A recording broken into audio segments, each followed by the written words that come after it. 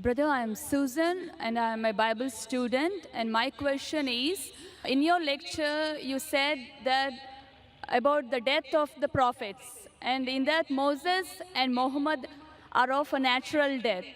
And I came across the Quran that Muhammad was given poison from one of his wife. And she gives in such a way that if he is the right prophet, he must be able to discern that he's been given that poison. Sister said that I said Prophet Muhammad has a natural death, peace be upon him, but she knows that the Quran mentions that one of his wives gave poison.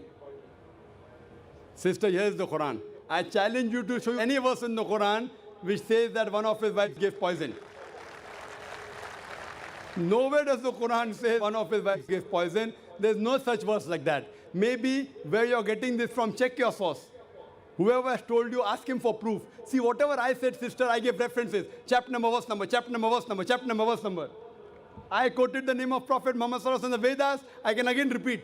In Hindu scriptures, Christian scriptures. I gave references. Why? So that you can go home and check. If you think I'm pulling a fast one, you can go and check. Where is the reference? I challenge you to show me in anywhere in the Quran, in any one of the 114 surahs, nowhere it is mentioned, someone is misleading you, sister. Hope that answers the question.